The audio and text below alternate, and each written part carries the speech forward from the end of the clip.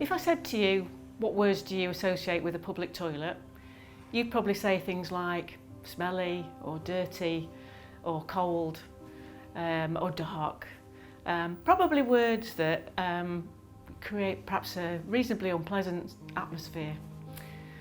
What I want you to think about is just for a few minutes to think about that space and to close your eyes.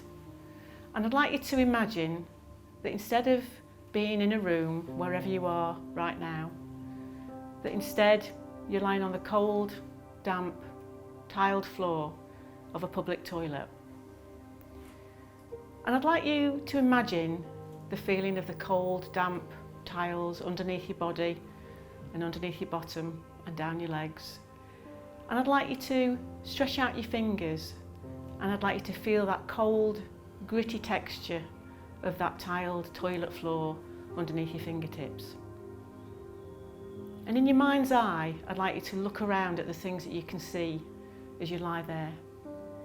You may be able to see the dirt and the footprints where people have walked in and out.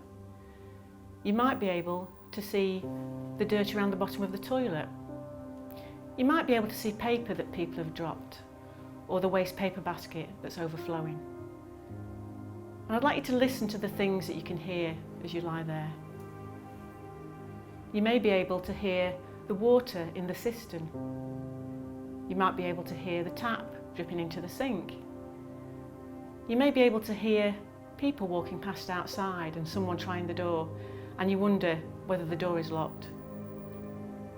And I'd like you to take a deep breath and breathe in that unmistakable public toilet smell, a smell of dirt or damp or urine or disinfectant, a smell so pungent sometimes that you can almost taste it.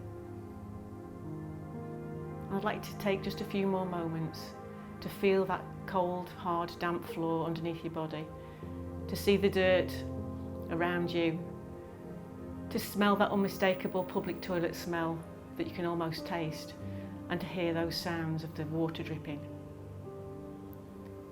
And when you're ready, I'd like you to open your eyes and think about how that makes you feel.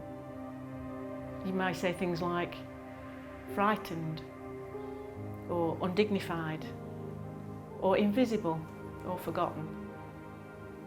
And the sad truth is that for over 250,000 people today in the UK, that is their reality. And that's why we need changing places.